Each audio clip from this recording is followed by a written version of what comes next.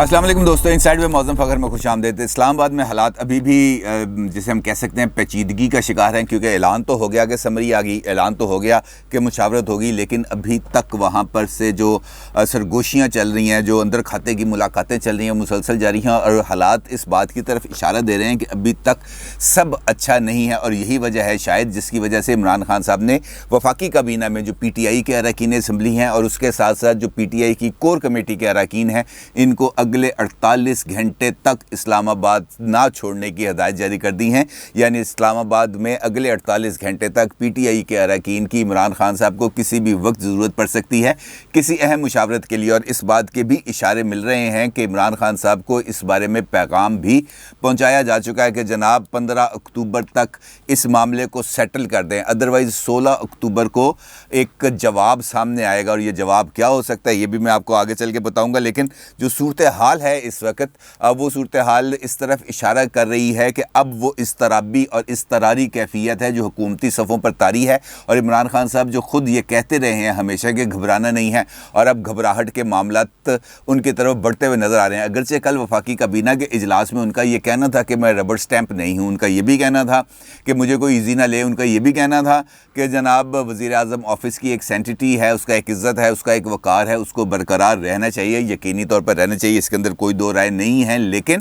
دیگر اداروں کا بھی احترام کرنا چاہیے۔ وزیر اعظم صاحب آج ان کو اس بات کا احساس ہے کہ مجھ سے مشورہ نہیں کیا گیا، لیکن یہ احساس اس وقت کہاں تھا جب چیئرمین نیب کی تقرری کرنی تھی، اور چیئرمین نیب کی تقرری کے لیے جو آئینی ضرورت ہے لیڈر آف دی اپوزیشن کے ساتھ مشورہ کرنے کی، اس کو نظر انداز کر کے، اس کو بائی پاس کر کے آرڈیننس لایا گیا۔ تو اس وقت آئین کہاں سویا ہوا تھا، اس وقت وزیر اعظم آفس کی سینٹٹی کہاں تھی، اس وقت آئینی اداروں کا احترام کہاں تھا؟ اس وقت چونکہ خود اپنی حکومت نے اپنا جو طاقت ہے اس کا اظہار کرنا تھا، لہٰذا ہر ایک پہلو کو نظر انداز کر دیا گیا، اور یہی وجہ ہے کہ اب پی ٹی آئی کی طرف سے اندرونی طور پر خاصے جو آوازیں ہیں وہ اٹھ رہی ہیں، اور ان آوازوں کو روکنے کے لیے جو اقدامات ہیں وہ کیے جا رہے ہیں۔ اس ساری صورتحال جو ہے ہمارے سامنے ہے۔ یہاں پہ میں آپ کو ایک اور بات بتاؤں، بڑی دلچسپی کی بات ہے کہ یہ جو ابھی سٹینڈ آف ہوا گورنمنٹ کا اور اسٹیبلشمنٹ کے درمیان ان نوٹیفیکیشنز کے حوالے سے، تو اس سٹینڈ آف کو ختم کرانے کے لیے کچھ حکومتی شخصیات نے رابطے کیے اسٹیبلشمنٹ کے ساتھ، ان کے ساتھ ملاقاتیں بھی ہوئیں، پیغامات کے تبادلے بھی ہوئے، اور اس کے نتیجے میں ایک طویل ملاقات ہوئی، رات گئی ہوئی، جس کا اعتراف کیا گیا وفاقی کابینہ کے اجلاس میں بھی، اور وفاقی کابینہ کے اجلاس کے بعد فواد چودھری صاحب نے بھی۔ لیکن دلچسپ بات یہ ہے کہ وہاں پر جس شخصیت نے جا کے ملاقات کی، اس کے ہی ایک کار خاص نے ساری کارروائی کا راز نہ صرف کھول دیا، بلکہ میڈیا پر آ کے حکومت کو ایک سبکی کا ایک اس کے لیے سامان بھی پیدا کیا، اور پھر فواد چودھری صاحب کو بھی سامنے آ کر اس معاملے میں خم ٹھونک کر کھڑے ہونا پڑا۔ معاملہ کیا ہے آپ کو معلوم ہے کہ شاہ محمود قریشی صاحب وہ پی ٹی آئی کی ان شخصیات میں شامل ہیں جو کسی بھی موقع کو اپنے لیے ایک اچھا موقع بھی گردانتے ہیں، اس سے اپنا میکسیمم بینیفٹ حاصل کرنے کی کوشش کرتے ہیں، اور اس ساری صورتحال کے اندر انہوں نے اپنا فائدہ بھی اٹھانے کی کوشش کی۔ یعنی وہ بندہ جو خود وزارت عظمیٰ کا کینڈیڈیٹ ہے وہ سامنے آتا ہے مصالحت کرانے کے لیے عمران خان صاحب کے لیے، تو یہ بھی اپنے طور پر ایک ایسا عجوبہ ہے جس کی مثال ہی دی جا سکتی ہے۔ اور پھر اسی عجوبے کی طرف سے جو ان کا ایک کار خاص ہے عامر ڈوگر صاحب، انہوں نے ٹی وی انٹرویوز بھی دیے، میڈیا پر بھی ان کے وہ بیانات چلے، جس کے اندر ان کا یہ کہنا تھا کہ عمران خان صاحب چاہتے تھے کہ اگلے 3-4 مہینے جنرل فیض حمید صاحب ہی کنٹینیو کریں، اور ان کا اس کے اوپر اصرار اس سٹینڈ آف کی نہ صرف بنیادی وجہ بنا ہے، بلکہ یہ سٹینڈ آف اسی وجہ سے بھی ہے۔ اور کے پی کے سے تعلق رکھنے والے حکمران جماعت کے ہی ایک صوبائی وزیر جو ہیں تیمور جھگڑا صاحب شاید ان کا نام ہے، ان کی طرف سے بھی ایک بیان سامنے آیا جس کے اندر ان کا یہ کہنا تھا جناب جب آگ لگتی ہے تو دھواں اٹھتا ہے، جب دھواں اٹھتا ہے تو سارے نظر آتے ہیں، میں کیسے کہہ دوں کہ اس وقت اختلاف نہیں ہے، میں کیسے کہہ دوں کہ سٹینڈ آف نہیں ہے، میں کیسے کہہ دوں کہ جو حکومت ہے اور اسٹیبلشمنٹ ہے ایک پیج پر ہے۔ تو اس کا مطلب یہ ہے کہ حکمران جماعت کے اندر یہ والی سوچ اب پریویل کری ہے، اور یہی وجہ ہے کہ اپوزیشن جماعتیں نہ صرف سامنے آ گئی ہیں بلکہ اس موقع سے فائدہ اٹھانے کی کوشش میں ہیں، اور یہ کچھ زیادہ غلط بات نہیں ہے۔ غلط بات اس وجہ سے نہیں ہے کہ اگر اپوزیشن نے سیاست ہی نہیں کرنی، اگر اپوزیشن نے خاموش رہنا ہے، اگر اپوزیشن نے بقول شیخ رشید صاحب ستو پی کے بیٹھنا ہے، تو پھر ان کی اپوزیشن کا فائدہ کوئی نہیں ہے۔ اگر ہم دیکھیں 6 اکتوبر سے لے کر آنورڈ یعنی آج کے دن تک اپوزیشن کی طرف سے صرف اس پورے سٹینڈ آف پر صرف ایک ہی بیان سامنے آیا ہے، اور وہ بیان آیا ہے مریم نواز صاحبہ کی طرف سے، جبکہ پوری اپوزیشن جہاں پر مسلم لیگ نون شامل ہے، پیپلز پارٹی شامل ہے، ANP شامل ہے، جماعت اسلامی شامل ہے، JUF شامل ہے، تمام جماعتیں اس سارے صورتحال پر خاموش ہیں، لیکن سیاسی فائدہ اٹھانے کے لیے تگ و دو اپنی جگہ پر ہے۔ اور اسی صورتحال کا ذکر کیا ہے مولانا فضل الرحمان نے، انہوں نے آج پریس کانفرنس بھی کی، اور آپ کو یاد ہے چند دن پہلے ان کی ملاقات بھی ہوئی تھی شہباز شریف صاحب سے، اور وہاں پر جو ان کی گفتگو ہوئی اس میں جو بنیادی معاملہ تھا وہ یہی تھا کہ ہم اپنی جو PDM کا پلیٹ فارم ہے اس کے ذریعے اپنے آپ کو آگے بڑھائیں، پروجیکشن کریں، اور اس کام کا آغاز کریں جس کا ذکر نواز شریف صاحب نے لاسٹ PDM کی سربراہ اجلاس میں کیا تھا، اور وہ تھا روڈ کارواں چلانے کا۔ اور JUIF نے شہباز شریف صاحب کو اس بارے میں بھرپور زور دیا کہ جناب یہ جو ہے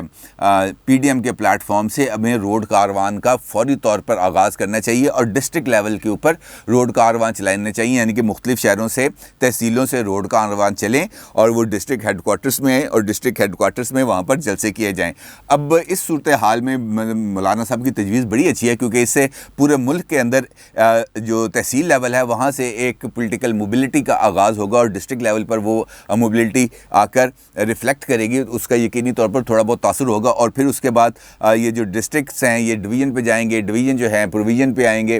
پروونس پہ آئیں گے، پروونس آگے سینٹر میں جائیں گے، تو یقینی طور پر اس کا دباؤ تو پڑے گا، اس کے اثرات تو آئیں گے۔ لیکن شہباز شریف صاحب آپ کو پتہ ہے کہ وہ بہت ہی زیادہ محتاط کھیلنے کے عادی ہو چکے ہیں، اور حیران کن طور پر انہوں نے مولانا فضل الرحمان کی اس تجویز کو بھی تسلیم کرنے سے انکار کر دیا، جس کے نتیجے میں ایک مرتبہ پھر مسلم لیگ نون کے اندر شہباز شریف صاحب کا جو گروپ ہے اور مولانا فضل الرحمان ہے، اس حوالے سے اختلافات کی خبریں سامنے آ رہی ہیں، اور مولانا صاحب کا اس حوالے سے یہ کہنا ہے کہ جناب اس صورتحال میں ہم جو PDM کا پلیٹ فارم ہے یہ بالکل ہی غیر مؤثر ہو جائے گا، اور انہوں نے اس بات کا اندیا دیا ہے، اشارہ دیا ہے کہ ہم جو ہے نواز شریف صاحب سے رابطہ کریں گے، کیونکہ شہباز شریف صاحب کے ساتھ جو بھی بات کرتے ہیں شہباز شریف صاحب کہتے ہیں ابھی جو حالات ہیں ہمیں اس لیول پر نہیں لے کے جانے چاہیے جہاں پر کسی طالع آزما کو آ کر ملک جو ہے اس سے کھیلنا پڑ جائے، کوئی اس قسم کی جو باتیں شہباز شریف صاحب کرتے رہتے ہیں۔ تو وہ اپنا جو انہوں نے لیکچر ہے وہ مولانا صاحب کو دیا، لیکن مولانا صاحب نے ان کے اس لیکچر کو نہ صرف بائے کرنے سے انکار کر دیا بلکہ اسٹریٹ اوے ان کا یہ کہنا تھا کہ اب ہم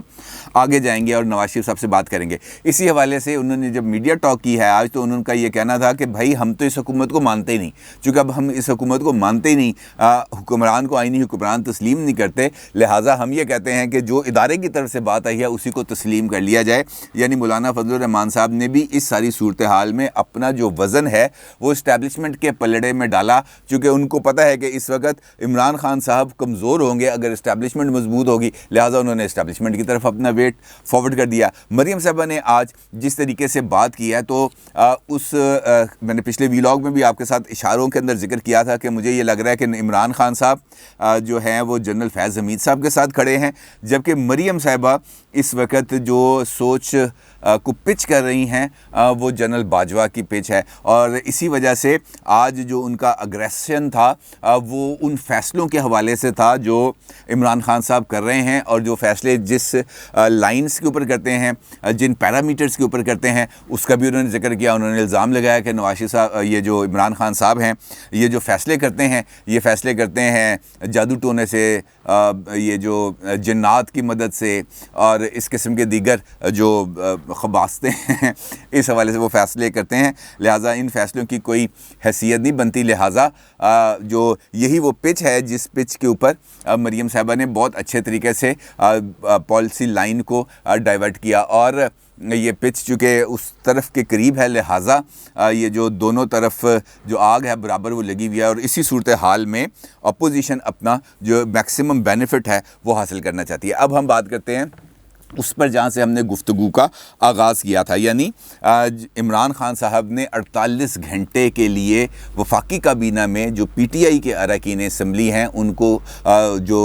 ان کے وزراء ہیں ان کو، اور کور کمیٹی کے اراکین کو کیوں روکا گیا۔ ذرائع یہ بتاتے ہیں، اسلام آباد میں یہ خبریں گرم ہیں کہ جو پیغام ہے وہ پہنچایا گیا ہے عمران خان صاحب کو، اور پیغام یہ پہنچایا گیا کہ جناب 15 15 अक्टूबर तक आपको नोटिफिकेशन करना है और वही नोटिफिकेशन करना है जो आपको कहा गया। लिहाजा उस नोटिफिकेशन, अगर इस 15 अक्टूबर तक ये नोटिफिकेशन नहीं आया तो 16 अक्टूबर को इसका रिएक्शन आएगा। और रिएक्शन से मुराद ये नहीं है कि वो रिएक्शन आएगा जो नवाज शरीफ साहब के दौर के अंदर परवेज़ मुशर्रफ साहब ने किया था। अलबत्ता मिसाल आपको फिर नवाज शरीफ साहब के दौर की दूंगा। रिएक्शन वैसा आएगा जैसा नवाज शरीफ साहब के दौर में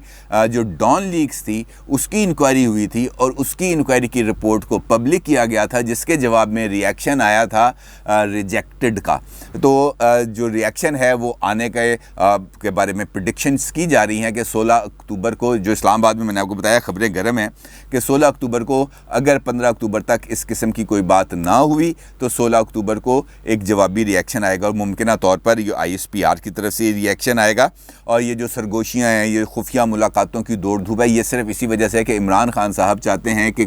इस तमाम सिनेरियो के अंदर अपने लिए को वे आउट निकालें, और वो वे आउट उनको निकलता नज़र नहीं आ रहा, क्योंकि वे आउट के लिए उन्होंने जो रास्ता इख्तियार किया हुआ है वो रास्ता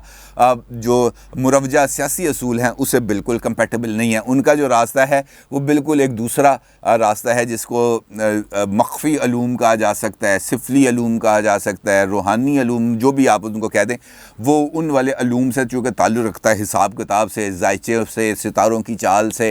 ये सूरज ग्रहण चाँद ग्रहण के मामला से चूँकि उनका ताल्लुक़ होता है फैसलों का, लिहाजा उन्होंने उन लाइन्स के ऊपर अमल दरामद करना है। लेकिन अब उनको ज़रूरत है पोलिटिकल अपने आप को स्ट्रॉन्ग करने की, और पोलिटिकली स्ट्रॉन्ग करने के लिए उनको ज़रूरत है अपने अरकान की। लेकिन उनके अपने जो अरकान है वो मेंढकों की तरह हैं, जो एक टोकरी से निकल के दूसरी टोकरी में चले जाते हैं, दूसरी टोकरी से निकल के तीसरी टोकरी में चले जाते हैं। और मौजूदा हालात में जिस तरीके से यहाँ पर जो है जहांगीर तरीन साहब हैं, परवेज़ खटक साहब हैं, खुसरो बख्तियार साहब हैं, ये तमाम लोग अपने अपने बेनिफिट्स हासिल करने के लिए तैयार हैं। जहांगीर तरीन साहब से मुझे याद आया कि आपको याद है कि वो गुज़िश्ता जब से ये वाले मामलात सामने आए हैं, जब से ये रिफ्ट सामने आई है, तो वो और ज़्यादा पब्लिक में भी आ रहे हैं, अपने खिताबात भी कर रहे हैं। और कल उनका एक वीडियो क्लिप इस वक्त सोशल मीडिया पर बहुत ज़्यादा वायरल है, जो आप अपनी स्क्रीन पर भी इस वक्त देख रहे हैं,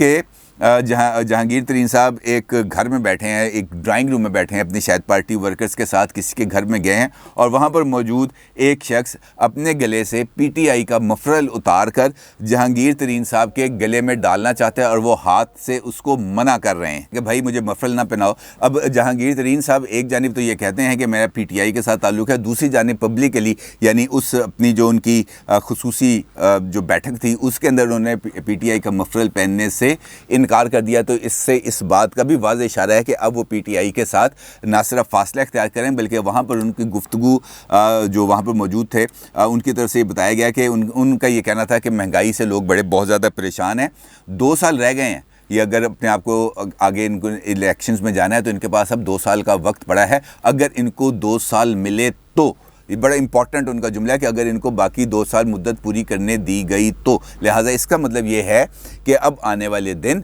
इमरान खान साहब के लिए बहुत ज़्यादा मुश्किल हैं, चाहे ये मामला हल हो जाए या ना हो जाए। अगर मैं इसको क्रिकेटिंग टर्म के अंदर आपको इसको कंक्लूड करूं तो इमरान खान साहब के पास जो DRS के जो ऑप्शन थे, यानी कि रेफरी की जो वो मदद ले सकते थे, तो वो ऑप्शंस उनके पास ख़त्म हो चुके हैं। अब ना कैच छूटेगा, ना रन आउट मिस होगा, और ना ही थर्ड अंपायर की मदद मिलेगी। लिहाजा अब जो कुछ होगा ग्राउंड में होगा और मुकम्मल तौर पर गेम के असूलों के मुताबिक होगा। लिहाजा इमरान खान साहब के लिए अगला जो टाइम है, जो उनके लिए पिचिंग टाइम है, वो मुश्किल तरीन होता जाएगा। और हम आने वाले दिनों में इस बात को देखेंगे कि अपोजिशन ज़्यादा तेज़ी से उभरेगी, अपोजिशन ज़्यादा ताकत पकड़ेगी, और हुकूमत दिन ब दिन ना सिर्फ कमज़ोर होगी बल्कि कमज़ोर होती हुई नज़र भी आएगी, और इसके असरात सामने आएंगे। और इसी नतीजे के अंदर जो अर्ली इलेक्शंस हैं उसका रास्ता खुलेगा, क्योंकि अब मुस्लिम लीग नून के जो सेक्रेटरी जनरल हैं एहसन इकबाल साहब, उनकी तरफ से बाज़ाब्ता तौर पर मुतालबा आ गया है कि मुल्क को फौरी तौर पर नए इलेक्शन कराए जाएँ। शहबाज शरीफ साहब ने भी इस बात का ऐलान मुतालबा किया था, मौलाना फजलुर रहमान ने भी इस बात का मुतालबा किया कि बहरान को निकालने के लिए नए इलेक्शन हों, और मुझे ये लग रहा है कि नए इलेक्शन का रास्ता और नए इलेक्शन की मंजिल अब कुछ ज़्यादा दूर नहीं। अपनी राय का ज़रूर इज़हार कीजिएगा। आपका बहुत शुक्रिया। अल्लाह हाफ़िज़।